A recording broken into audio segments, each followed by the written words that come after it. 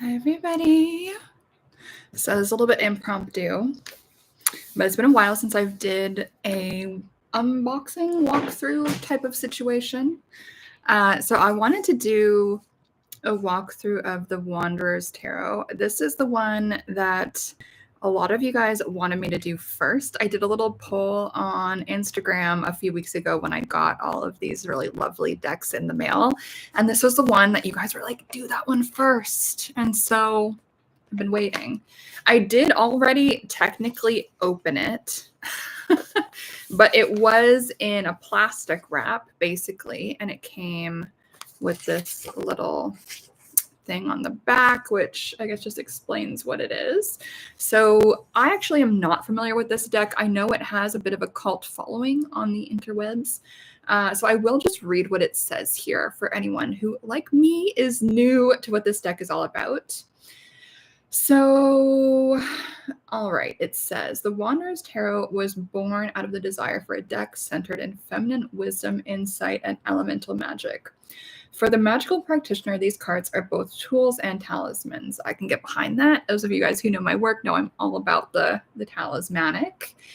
So it says the suits of moons, aka cups, stones, aka pentacles, knives, aka swords, and feathers, aka wands, will lead you to a deeper understanding of your personal power. The Wanderer's Tarot is to be used not only for divination, but also as a spiritual guide, a self-care companion, and a way to connect with your personal magic. And it's by someone named Casey Zabala. Hopefully I'm saying that correctly. Yeah. Who knows? Who knows? Anyway, here's the deck. I don't really know anything about the person who made this, which I think can actually be a better way to go in on something, like to really know nothing. Is like I actually have zero preconceived ideas like about what I'm getting myself into. Though I know a lot of you guys are really excited for me to open this deck. So starting off kind of in order. And I do really like these illustrations here. I think this is really cute. So the box kind of goes like this. It is in this kind of cute. So first of all, let's talk about the box. It comes in this kind of cute box, which I really like. And hello to the folks who are here live. We're going over the Wanderer's Tarot. So it is in this kind of cute box. I do like any kind of thicker box that is going to keep the cards in place. The flimsier boxes do tend to get kind of decimated in my experience, like sooner rather than later. So I do like a more hefty box. It comes with this little thing, which just kind of has a little bit of a short version of what all this shit means. It looks like it was honestly done with like a white gel pen or something. So it comes with this, which explains just briefly the suits. So the suits, moons represents emotions, psychic channels related to the healing tides of water, tied to love and the creative. I agree with that. Stones represents what is harvested and sown in the earth, associated with economy and material wealth. I agree with that too. Feathers, suit of desire and passion, representative of spirit, flight, associated with the fire element. Spirit flight, I think we can interpret that in a lot of different ways. I think this person probably just means passion and motivation. Personally, spirit flight for me means something a bit different than I think they mean, but whatever. So they're associating the feathers suit with the fire element, and the knives, it says, represent the discerning force of the intellect, logic, and reason, associated with the air element and learning. So I agree with that. So blah, blah, blah. So I don't really want to read this whole thing, but it says it's a tool of divination. Not shocking. We know it's a tarot deck. So it does come with this little explanation of the numerology and then the court cards. In my experience teaching tarot to people, the court cards is definitely the thing that most people have the hardest time with. And a lot of the time people also really struggle with the numbers. And so let me see. I do pretty much agree with these. Actually, no, I don't. So it has fives as balance, magic, and creation, and I really don't agree with that. For me, fives are the conflict number. Like if we think about all of the different fives in the tarot, like, I don't think any of those are really great. Like, a lot of them, they are generally based on conflict and some kind of like grappling. And so for me, the numerology here is not the choices I personally would make. But as we all know, everyone who is making a tarot deck is going to have their own vision, their own ideas. And so if this is how the numbers work in this person's deck, that's cool. There's room for everyone to do their thing. And I support that, even though that is not what I associate those numbers with at all. And then they do have this little major arcana, kind of like just a few words of explanation. Reminds me of a very typical like little white book, a la the Rider-Waite-Smith like OG version. So all right, let's see. Ooh, silver. So this is kind of nice. I like that.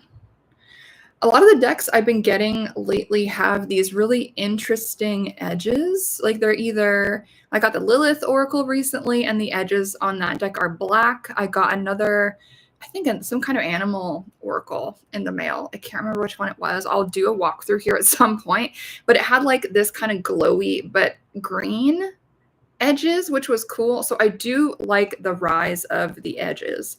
I've only ever seen silver edges in the, it's a square tarot deck. God, what is it called? It's a square tarot deck because it's intended to be around the moon phases. It's a deck that I've had forever, so I should probably do a walkthrough of it at some point, just because it is a little bit of an uncommon deck, the Dark Days Tarot. So that's the only other tarot deck I've seen with this kind of silver edges.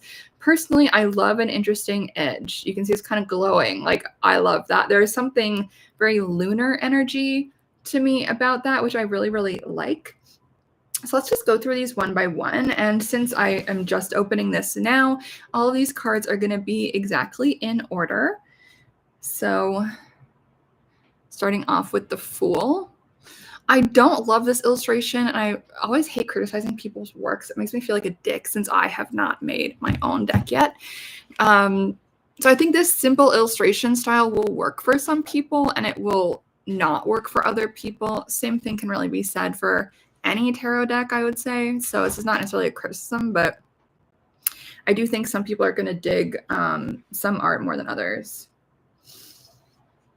And so it does seem like the artwork, just kind of coming from an illustration critique perspective. If some of you guys don't know, I actually have a degree in illustration. I used to be an illustration professor for like 4 years. So you can kind of see the like stroke here of the gel pen on black, or whatever this person has done, which is interesting. Some people are going to love that. Some people are not going to love that. It really is going to be an individual thing. I do love seeing like evidence of handmade work. I do love that this wasn't like edited out digitally. I love that this artwork is not digital. At the same time, there is like a sloppiness to it that again, it's some people are going to really love that, and some people are not. So I just wanted to kind of point that out. Hello, Choya. My little baby is here to say hello. She's grumpy. I'm not playing with her. Interestingly, she would definitely be my my little dog in the Fool card. She is my most like rambunctious. And I do love the back illustration. I think this is super nice. Simple, but also with a kind of handmade like tactility feeling to it. Like some of the lines are kind of wobbly. Like I love this background. It's nice. It gives us the impression of like a portal, or the like it's very lunar. Like I do really, really love that. So okay, next up we've got the Magician. And again, in my opinion, this is like not exactly the best illustration in the world. And again, I feel a bit like a dick saying that because I have not made my own tarot deck. But there is something like a bit janky about this illustration. And so it kind of depends, right? Like, do you like janky art or not? And so I do think everyone is kind of going to have a different opinion on this deck. And it is interesting to see that some of these images seem more blown out than others. Like some of them do seem like they have a bit more like digital editing to make the darks and lights more extreme. Like we see that here in the High Priestess card. We see it much less in this card, right? It's a bit hard to see on the screen, but you can see it's a bit more gray, the line work here. Maybe we can see that a little bit better Here, you know, there's some of those grays that have not been whited out. So I'm a little bit curious why, you know, why that's a little bit inconsistent, but that could be the artist's intention. And I think that's totally fine. Sometimes I do that too in my own work in terms of the polish and how I'm going to be editing that. So I do get that. Sometimes I make that same choice. Just something for my fellow artists that you might be noticing about this deck. The Empress.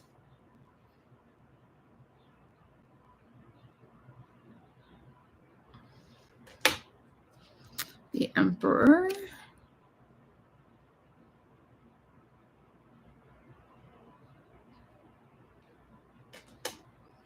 Hierophant.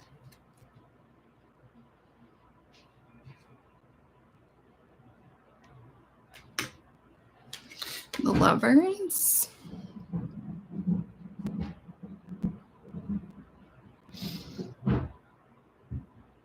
Yeah, I don't know. The Chariot. The heart here is interesting. And anyone familiar with the Rider-Waite-Smith will probably find this interpretation interesting. Strength. I'll show you guys this one a little bit more up close.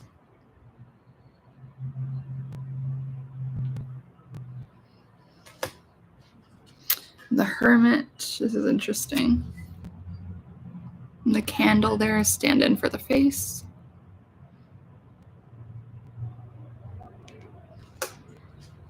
I do like this one, the Wheel of Fortune. This is fun. So you will recognize the zodiac symbols there. If you know, you know. Justice. Interesting one. Hanged Man. A little bit more traditional here. I would say this card like seems to be the most similar to the typical Rider-Waite-Smith that we've seen so far. Death, I like this actually. The wave is hilarious.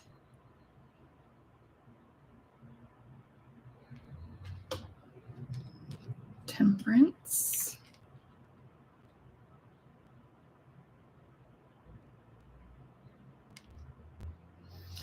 It's interesting because I feel like some of the glyphs here are not like the associations that I would personally make. And again, I do like when deck creators do their own thing. So like that's not necessarily a criticism, it's just an observation. The Devil.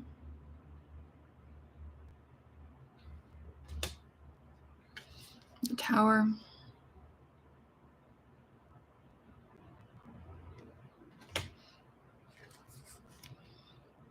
The Star.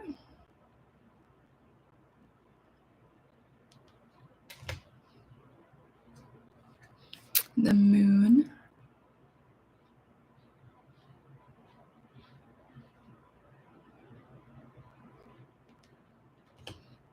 The Sun.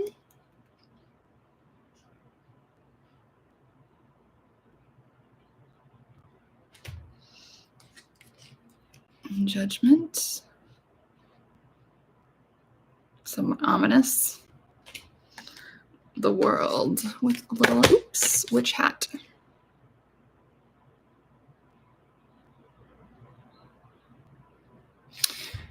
It's interesting. Again, and like I don't want to criticize everyone's choices because it's a free country. Everyone can do what they want.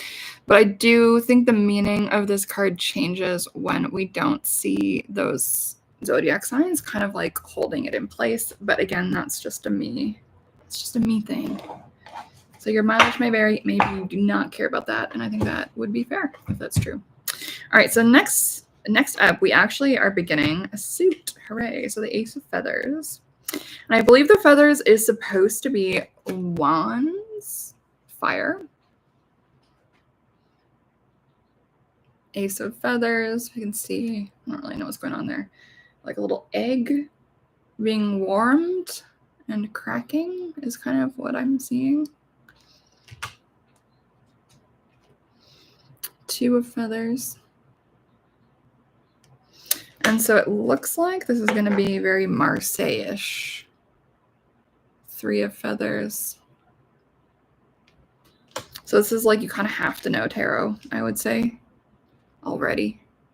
Ideally, learn with another deck first. I always tell people this, and people like don't want to believe me, but it does go better if you learn with the Rider-Waite-Smith, I would say, which is the first deck that I'm aware of to do the Minors fully illustrated.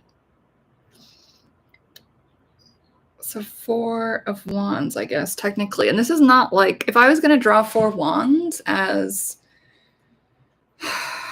like as a Marseille style, this is not personally how I would do it. Just symbolically, but like it's not my deck, and that's okay. 5 of feathers. And so I do think this is going to be a hard one for people to read if you don't have familiarity with the tarot already. Because like people are going to look at this and be like, what the fuck does that mean? It'll make you look really cool to your friends if you can read with a deck like this. Because they'll be like, what? There's no scene. I don't get it. How do you get that? Which is a good party trick.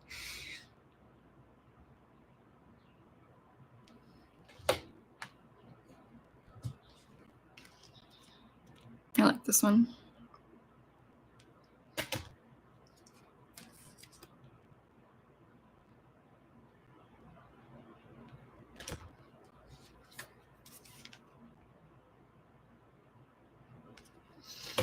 And then I think I was showing you guys this on Instagram. I was like, I don't get what this is supposed to be. Philosopher of Feathers. Which I guess is supposed to be kind of like a page. Goddess of Feathers. I don't know if that's supposed to be like, I don't know, a knight. I should probably look at the little guide. Prophet of Feathers. I don't know if that's supposed to be like the queen. If it's in order, then it is. And the Wanderer of Feathers. So let's see what it says. Because this could be just someone doing their own thing, which I respect. Okay, court cards. It says, philosopher is a student and teacher, forever gaining knowledge and dismantling ideas, romantic and serious. Goddess, a strong, nurturing figure with true emanating power, the embodiment of their suit, a fully blossomed flower. Prophet, the seeker and seer, one with knowledge to inform their future through will and action. Wanderer, a buoyant and excited traveler ready to take on the gifts of the cosmos, ready to risk all. For me, a lot of these seem a bit too similar to be useful in the context of a reading.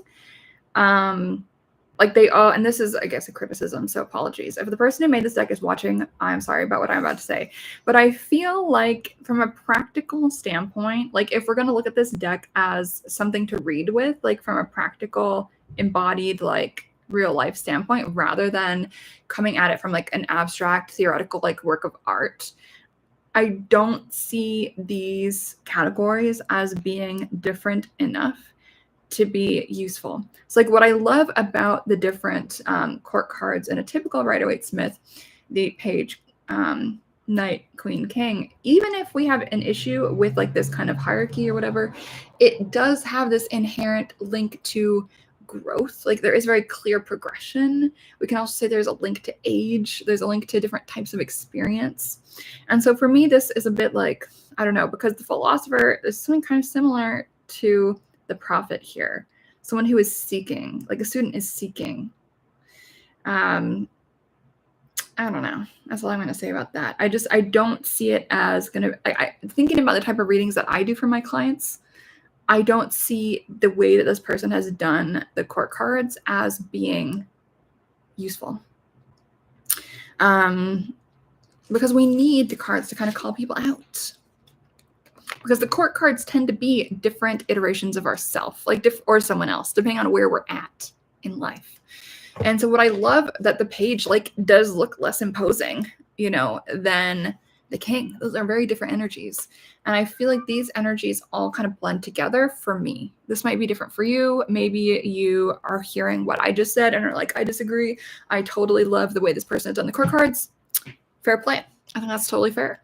But for me, thinking about it from a practical tarot reader's perspective. Like I've been reading for, God, 25 years, which feels insane to say. And I've been reading professionally for, I don't fucking know, 15 years.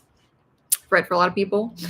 And that structure for me means that there's a gap in the things that I'm able to tell the people I read for. So that's just, a consideration. So to me, this deck does seem more like an artsy kind of concept deck than a deck that is going to be the one I'm going to go to for reading for clients when they're in like a really stressful situation.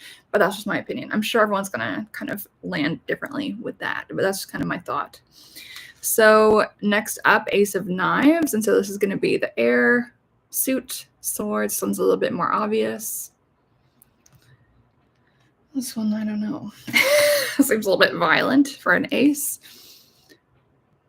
Two of Swords.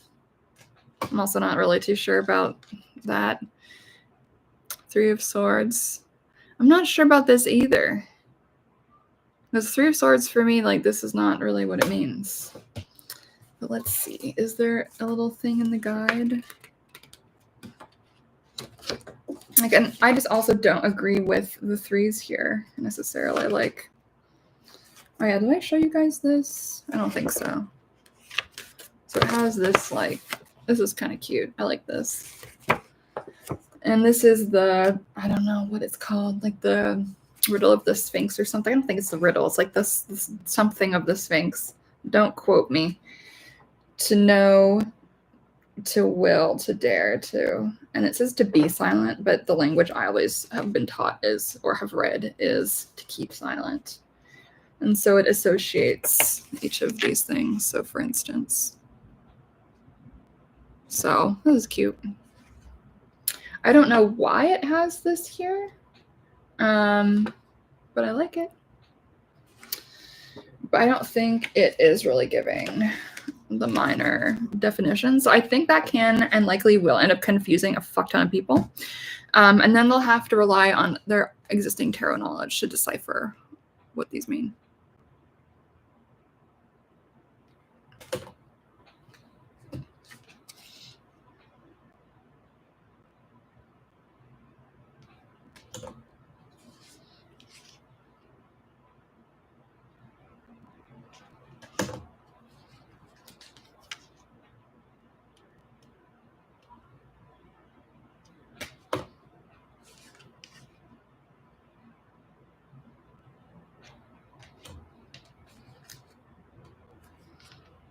It's interesting. This one looks so pleasant because, like, the Nine of Swords kind of like unequivocally kind of sucks.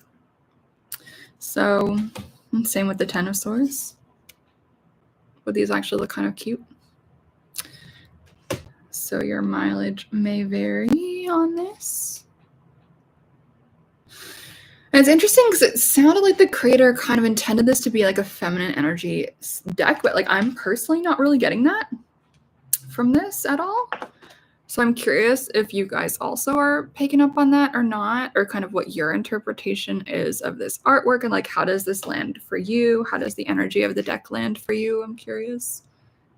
Because like for me, I don't really conceive of this as a feminine energy deck, even though this is kind of the interpretation or like what it seems like when I was reading like this that came with it. Yeah, it says a deck centered in feminine wisdom.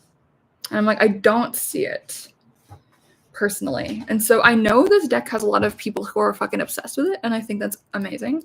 I always want everyone to win. So I think there's enough for everyone to win. I think there's enough room for everyone's deck. I don't care if it's like my thing or not. It doesn't matter. Like everyone can do their thing. I think it's great. However, I don't see this as a feminine energy deck. The Dark Days Tarot I do see as a feminine energy deck. And so I will have to show you guys that one at some point because it did came out like forever ago. It's not new at all, but it is like a part of my collection. I did used to read with it a lot for clients. Anyway, Wanderer of Knives. Okay, now we're on to Moons, which I guess is the water cup suit. I like this.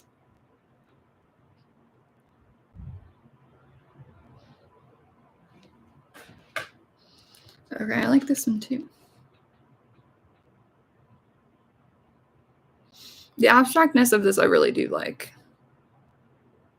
But if I think to like, what does the Two of Cups mean?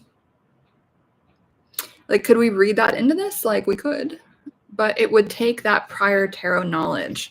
And so since I have a degree in illustration, that's why I did my undergrad in, for those of you guys who don't know, and I was actually an illustration professor for 4 years. In my opinion, an image, it should communicate more or less like what it means. It shouldn't be a complete mystery, unless that's the intention. That could very well be the intention here. Hello, Jaya.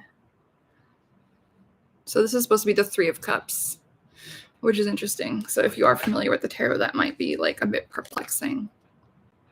But again, I know a lot of people fucking are obsessed with this deck, so who knows?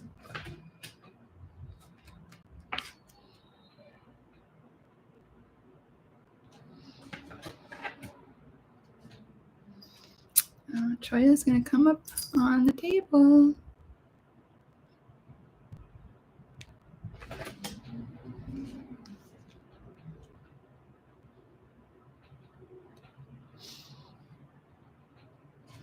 Are you going to come?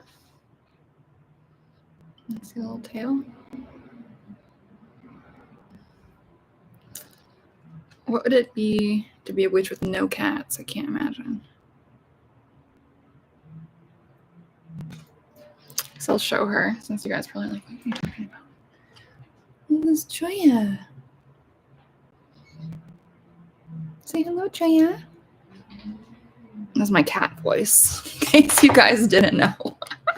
Everyone has a cat voice and a baby voice, and since I don't have any babies, I just have cats. Nine of Cups, aka Moons.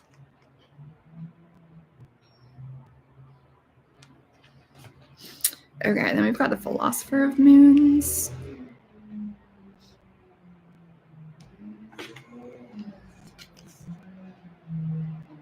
Goddess of Moons. Prophet of Moons.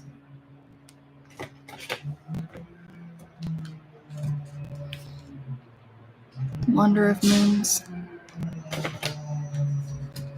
Okay, so that's the moons, aka the cups, and so now on to the stones, aka the pentacles, so Ace of Stones. And the Two of Pentacles.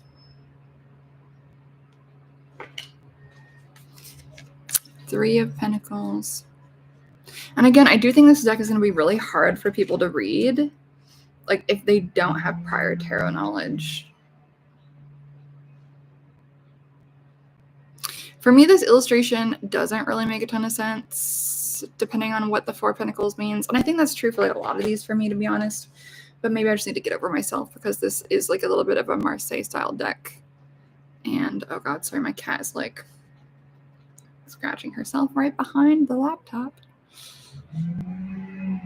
And again, these criticisms are not meant to impinge on anyone's artistic freedom. Like, I think there is room for everybody, but I'm speaking more from a practical level. Like, if you are new to tarot, if you're unfamiliar with tarot, if you are looking for a deck that's going to be like your deck that you are learning from, I don't know that this would be the best choice, because there is so much here that's so abstract.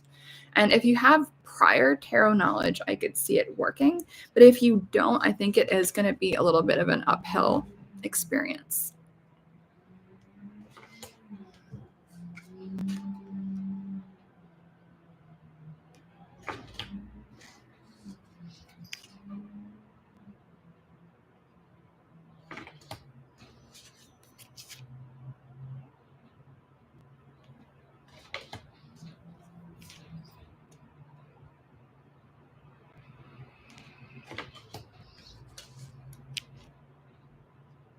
Philosopher of Stones. Goddess of Stones.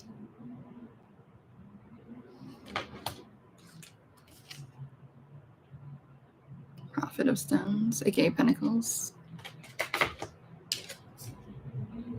Wanderer of Stones. Okay, so that's the deck. So, okay, what are my thoughts? So, Okay, from a shuffling standpoint, I think it does have to be a certain thickness for it to have this like embossed, whatever, it's not embossed, what is it? It's like the shiny, we'll call it that. So to me, as you can see, like I'm kind of having a hard time getting my fingers like around this deck because it is thicker, I think, because of the silvery sides. So for me, this is a little bit too big for me personally. Like my hands are struggling right now. And so my hands are like average size, I think, maybe a little bit small. It looks bigger than it is because of my nails. But if you are a small hands person, I think you will struggle to hold this with one hand. Personally, I like to be able to hold all my decks with one hand. I don't like to feel like my hand is in pain or straining to hold something. And so your mileage may vary. You might have bigger hands than me and you won't see this as an issue at all. That's cool. Just something to keep in mind for my fellow like small hand girlies. Okay. So let me just try to shuffle this, see how it feels. It shuffles all right. I would say the cards are a smidge thick, but again, I understand why. I think they're a little bit slightly too long and wide. For my preference, I do prefer slightly smaller deck personally, but that's just for my own comfort.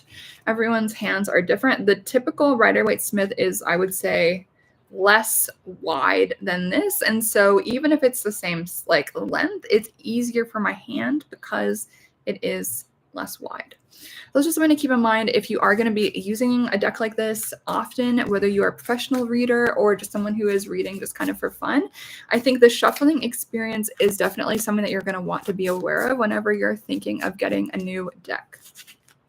So, okay, who do I think this deck is probably the best for? I think this deck is probably the best for people who have a lot of tarot experience. And if you like a Marseille style of deck, if you want to do like the sexy party trick thing where you're like, hey, you can't guess what these cards mean, but I know because I know tarot. Like this, I think would be a good deck to impress your friends with at parties. If you are into a bit more like a naive, if you are into, and that was Temperance that flew. So I guess we're getting a tarot reading right now. And I just, for anyone who doesn't know, I do read jumping cards as significant. Like in my style of reading, how I teach, jumping cards must be heard. And so let's see, what does Temperance say? There's only one word of an explanation in this little thing here. And so it just says transmutation. So that is our personal reading for the group for the day, transmutation. So, and that's the thing too, is like some people are going to say like, well, is it only jumping because the deck is too big for you? Like, could be. But I like to think jumpers are important regardless. Obviously, if you drop the entire deck or half the deck, then maybe not. But yeah, so for me, when I'm thinking of picking up a deck, the shuffling experience is something that I am really conscious of, right? Like, how does this feel in my hand to shuffle? Does it feel... like, to me, this is a little bit unpleasant to shuffle just because it feels too big for my hands.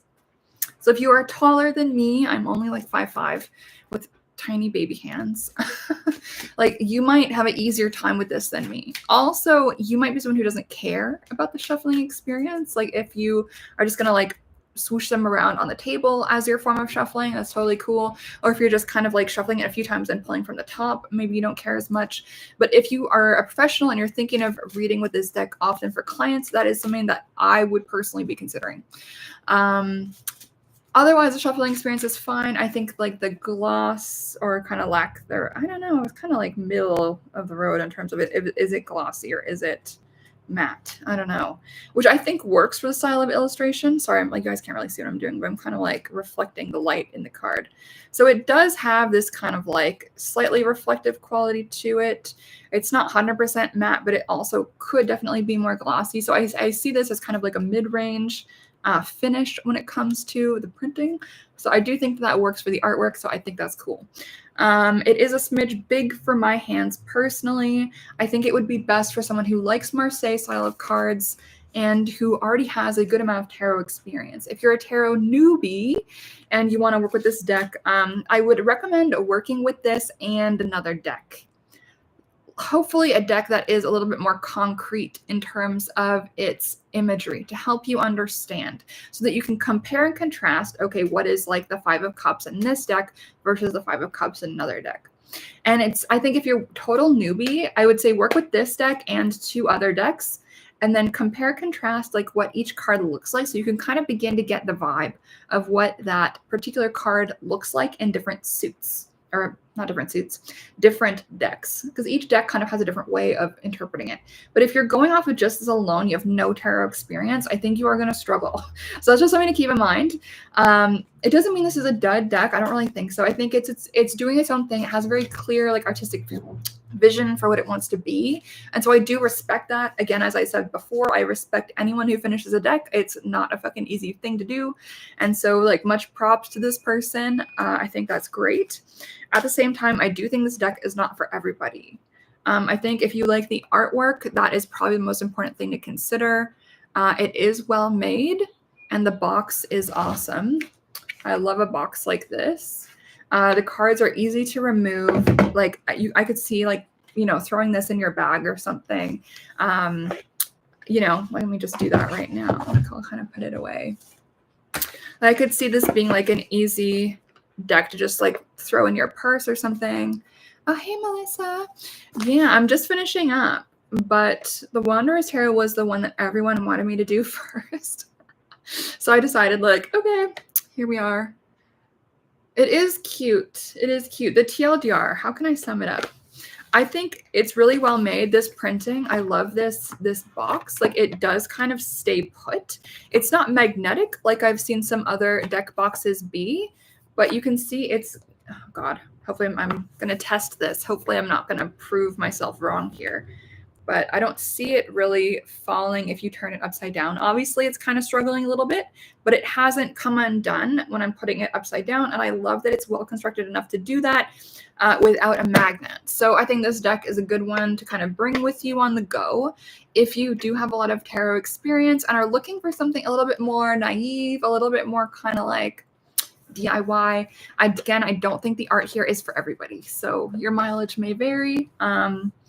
But hopefully that walkthrough was helpful for anyone who is thinking of picking up this deck because I do think it is like a folk classic on the internet. Like I think everyone kind of has an opinion about this deck. It seems really popular in the indie deck scene. And so it is nice to finally get to see it up close and personal. So does anyone have any questions about this deck actually?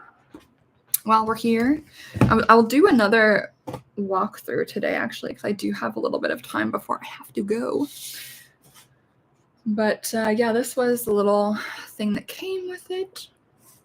And yeah. Does anyone have any questions? Never heard of that deck. Yeah, it's definitely interesting. I think it has its pluses and minuses. Like I do love the back. I don't see it being a deck that I personally am going to work with very often though. I'm just going to be honest. I think if I want a kind of scratchy deck, personally, I would be more likely to go with the Wild Unknown, which is a huge classic. Because I like the animals and the trees and everything, and the illustration is a little bit more considerate. Cards look huge. Yes, Melissa, I was just talking about that. I think they're kind of like actually too big for my hands, personally.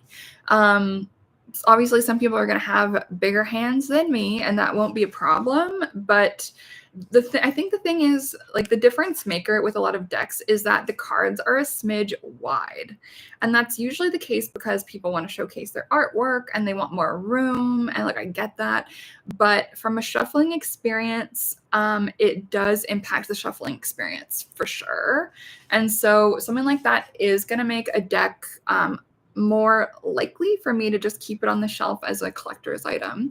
And there's actually a few decks from my tarot sale that I've been doing over the past few months that I sold to a man because the deck was so massive that like I was like, I'm so glad a man has purchased this because his hands are going to be like way bigger than mine and he's going to actually be able to shuffle it without feeling like it's a fucking workout. You know what I mean? And so I get why artists do that. Like everyone wants to see their art like blown up bigger and like that makes sense. Like I get that. But I think some people are looking at tarot decks as art objects, and some people are looking at them as practical tools, practical objects that we're going to work with on a daily basis. And I think that if you are working with a deck on a daily basis, that is something to think about, especially if you're a professional reader. Let's see, Melissa saying you don't mind large cards, but if they're too tall, it sucks the joy out of using the deck for you. Yeah, totally. Like I don't want to feel like my hand is like straining, and my hands definitely do feel straining with this deck, I must admit. That being said, if someone's only going to like do a quick shuffle for like 2 seconds and then just like pull the card off the top, it might not be the end of the world. That being said, if you are a shuffler, like I do tend to be a shuffler, like I like to shuffle my deck a lot. Especially since I read professionally, I do like to shuffle a lot in between clients, especially if I'm doing an in-person event, which I have been doing a lot more of lately. And so since those events do tend to be like pretty, you know, fast, it's like a constant rotation of like people that I'm reading for. I believe in like shuffling a lot so that I'm switching up the energy between each person I'm reading for. I think shuffling is a thing that helps us move the energy. Melissa, you like being able to riffle shuffle. I don't even know how to do that. I don't think I would ever do that with a tarot deck, but I love that you do it. I think that's cool. I am not that person. Yeah, but I think it's cool that you do. I think it's cool. Maybe that's something I should learn. I've seen people do it. And it always impresses me, like especially when they really do it like well. But I don't know. And I think a lot of, you're saying you can't do it with most decks. I think that makes sense. A lot of decks are printed really thick. And I think that's something I was actually saying earlier about this deck too. Let me just pull it out. So to me, these cards do seem thicker than the average card. As you can kind of hopefully see it like that. And I think that's just because it has to be that way, I think, because of the side emboss, like that's not emboss, that's the wrong word, I keep saying that, but the side like silver treatment. That's my hypothesis, because I feel like all of the decks that I've seen with this kind of interesting like side situation, I don't know what to call this, it does tend to be thicker cards. So that is something to keep in mind. If you are looking for a really like usable deck that is like very durable, practical, etc. Something to think about. Yeah. So that's my thoughts on this one. I do like it. I don't see myself really using it though. So I'm happy to have it in my collection. You prefer a thick deck for durability. That's totally fair. Yeah, there really is like this beautiful, like kind of Goldilocks, like perfect, like just right type of deck where it's like, it's not too small, it's not too big, it's not too thick, it's like not too thin. It's like, it's so hard. Everyone has got their own personal idea of what that like perfect deck is going to feel like in that tactile sense. And it's tough because it's one of those things that you can't know until you actually open the deck. And so it's kind of too late by then, which is why I like to do these videos to help people kind of get a feel for what the deck is like before they actually buy it. Because like nothing sucks more than getting a deck and you're so excited about it, but then you find out it's way too big for your hands, or it's too small for your hands, or it's too thick, or it has these other qualities that make it less of a practical, usable, everyday deck for you. And so that's part of why I'm doing these videos, even though I think a lot of people are like, Serena, why are you doing these like really simple walkthroughs? It's like so Mickey Mouse, but it's like, and it is Mickey Mouse, but it is also important because like decks are expensive. Decks are really expensive. They don't just cost $20 most of the time. Like most decks are somewhere between like $50 to $100, depending, especially if you're doing like artist kind of decks. I don't actually know how much this cost. I was gifted this by the publisher, which is Red Wheel Wiser. So thank you to Red Wheel Wiser. I actually have no idea how much this costs. I probably should have known that. But decks, my point is that decks aren't cheap. And I do think that people, the more you know before you buy a deck and the more you want to invest, I think that's really, really important, right? So it's kind of, and I think a lot of the things that typical walkthroughs are going over, like, it's not going to go over stuff that like a lot of serious readers are going to be wanting to know. So that's kind of why I do these. I think it's important because I've collected decks, so I know the things. Let's see, Melissa saying you hate glossy decks, but they are usually more waterproof. That's so true. AKA someone dropping a beer near your deck may not completely ruin it. Totally. If anyone did that, I would probably lose my mind. Luckily, touch wood, that has not happened to me. But some of my cards are like a little bit banged up, but like I'm fine with it. But none of them have gotten water on them yet. Touch wood that doesn't happen. Okay, well, that is the walkthrough, my friends. That's my opinion. I'll probably do another one, a pretty quick one, just soon. So stay tuned on YouTube, and my other live will be going live shortly. I think I'm going to do an Oracle deck next, just to switch it up a bit. Okay, thanks for watching. If you like this video, please give it a thumbs up and subscribe if you haven't already.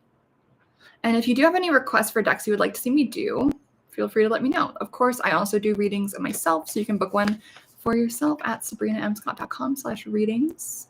And if you want me to read for you with this deck, I will, even though I don't usually. I usually just read with the Rider-Waite Smith. All right, y'all. Peace. I'll see you soon.